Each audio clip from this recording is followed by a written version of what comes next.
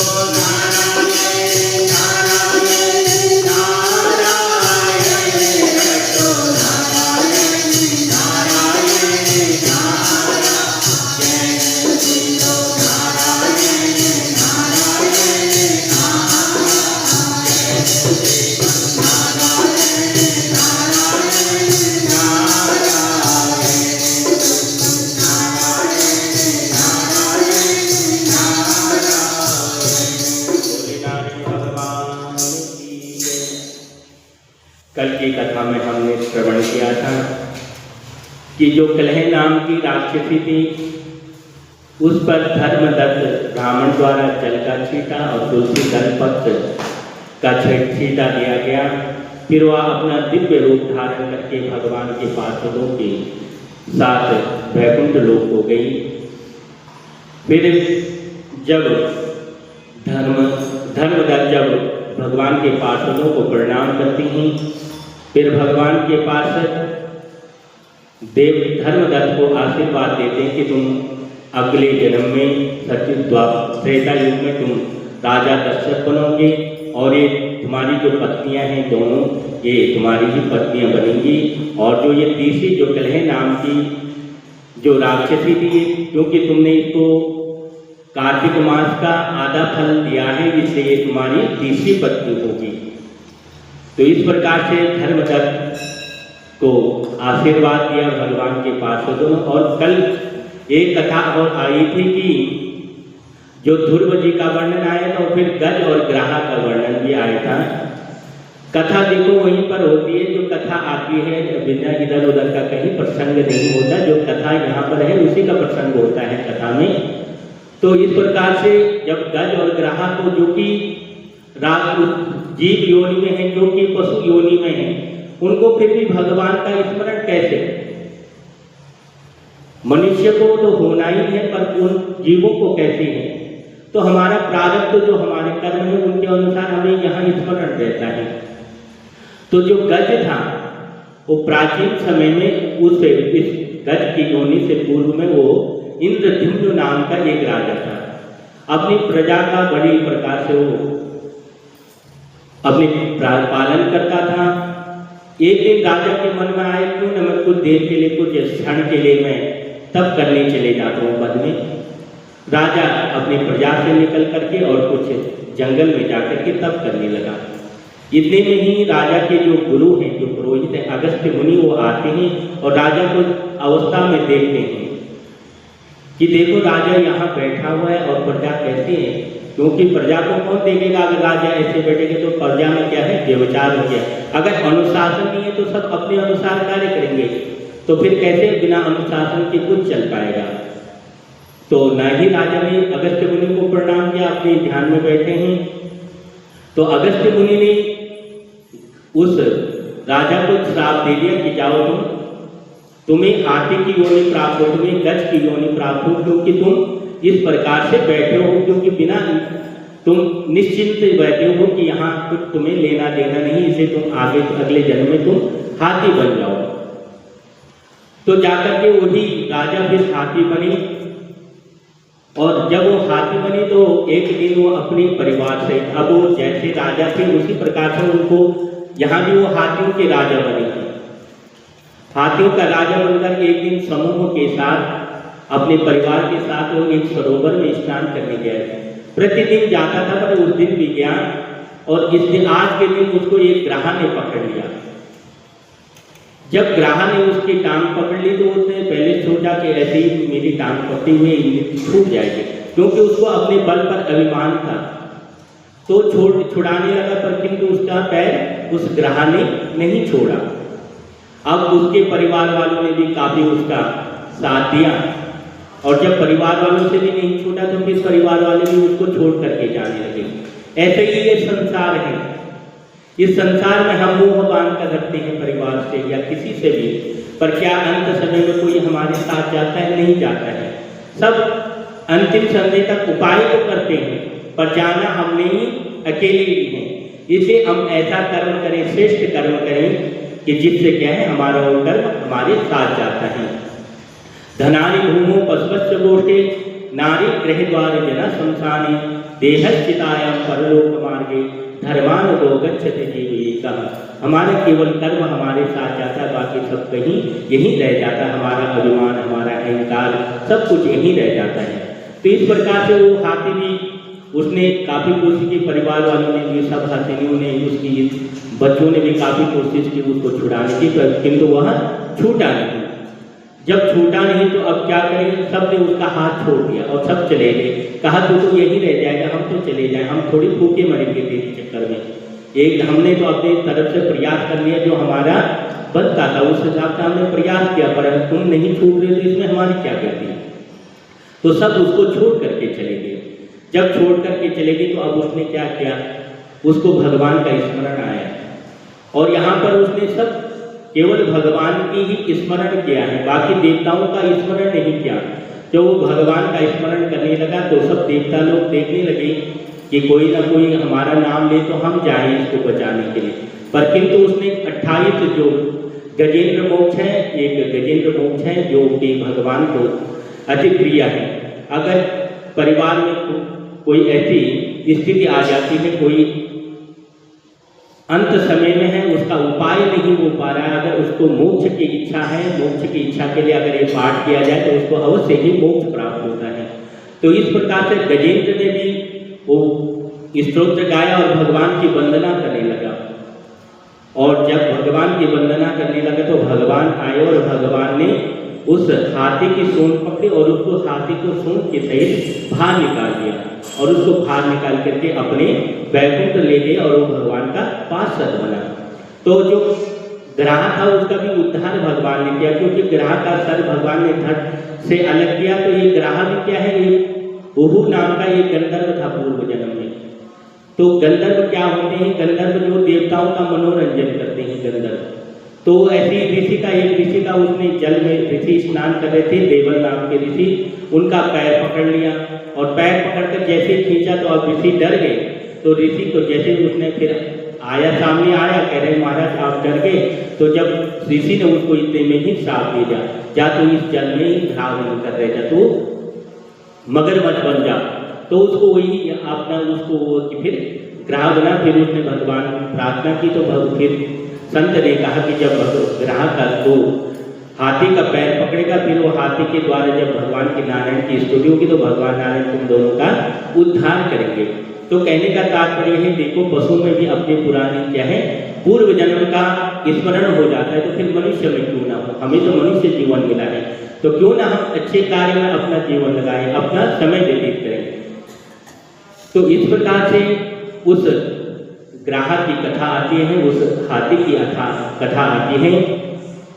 फिर देवदत्त नाम के ब्राह्मण ने भगवान के पार्षदों को प्रणाम किया और भगवान के पार्षदों से कहते हैं कि प्रभु आप ऐसा बताएं कि हर एक मनुष्य जब तप यज्ञ आदि करते हैं, सभी लोग करते हैं भगवान को प्रसन्न करने के लिए, पर आप ये बताएं कि भगवान की सायुज्य कैसे प्राप्त होगी, भगवान का लोक कैसे प्राप्त होता है, कौन सा जप तप व्रत करना पड़ता है जिससे भगवान का सायुज्य प्राप्त होता है, भगवान का लोक प्राप्त होता है। तो भगवान के पार्षद कहते हैं कि ब्राह्मण देव आपने बड़ा उत्तम प्रश्न किया है। मैं तुम्हें एक प्राचीन इतिहास बताता हूँ कि एक समय कांचीपुरी नगरी में एक ब्राह्मण रहते थे। एक कांचीपुरी नगरी में एक राजा रहता था जिसका नाम चोल था। वो चोल राजा के नाम से ही उसका राज्य का नाम भी चोल पड़ गया। एक और राजा बड़े ही न्यायपूर्वक अपने राज्य का पालन पोषण करता था, और राजा इस प्रकार से अपने राज्य का पालन पोषण करता था कि उसके राज्य में कोई भी व्यक्ति गरीब नहीं था, ना कोई दरिद्र था, ना कोई भी रोगी था। उसके राज्य में सब सुखी थे, और राजा वही है जिसकी प्रजा में सब सुखी हो। अगर किसी राजा के प्रजा दुखी होती है तो वो राजा नरक का भोगी होता है। तो इस प्रकार से वो राजा अपने राज्य को बड़े न्यायपूर्वक चलाता था। एक बार वो भगवान नारायण की पूजा करने के लिए, भगवान विष्णु की पूजा करने के लिए मंदिर पर गया और उसने भगवान का विधिवत पूजन किया। और राजा जैसे राज पूजन होता है, इस प्रकार से उसने स्वर्ण के पत्रों से, स्वर्ण के पुष्पों से, कमल पुष्पों से और हीरे जवाहर मणियों से भगवान का सुंदर श्रृंगार किया। भगवान का श्रृंगार करके वो वहीं पर मंदिर पर बैठ गया।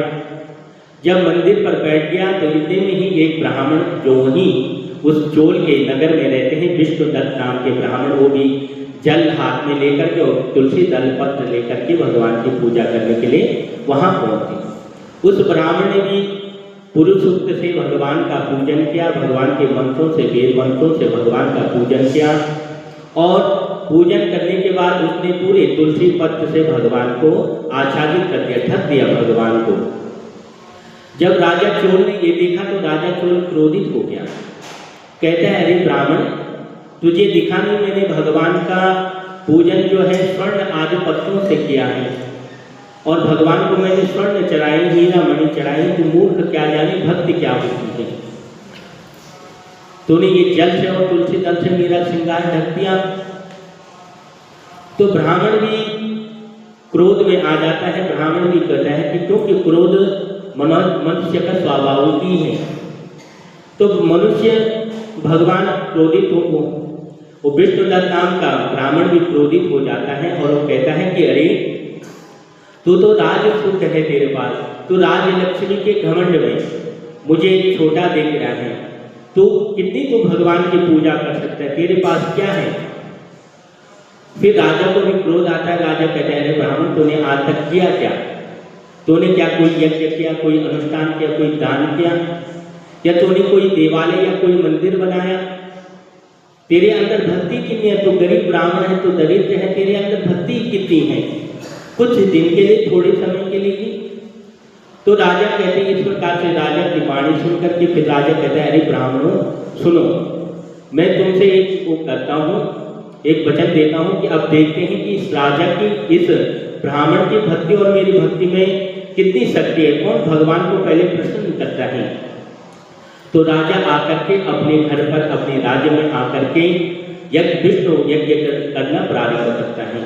इसके जो ब्राह्मण हैं वो है मुद्गल नाम के ब्राह्मण हैं। अपने मुद्गल ब्राह्मण द्वारा ये यज्ञ प्रारंभ करता है, खूब दान आदि करता है और यज्ञ निरंतर चलता रहता है। इधर जो विष्णु दास नाम का ब्राह्मण है, ये भी वही मंदिर पर रह करके रात दिन वही भगवान का जागरण करे, सोता भी तो भगवान का नाम स्मरण करता हुआ हर समय, हर क्षण ये भगवान का नाम ही स्मरण करता रहे, भगवान की सेवा करता रहे। समय व्यतीत होता रहा। एक समय ऐसे ही समय व्यतीत होता रहा। राजा भी इधर दान पुण्य करता रहा और यही भी भगवान की सेवा करता रहा। बोलो सच्चिदानंद भगवान की जय। श्रीमन्नारायण।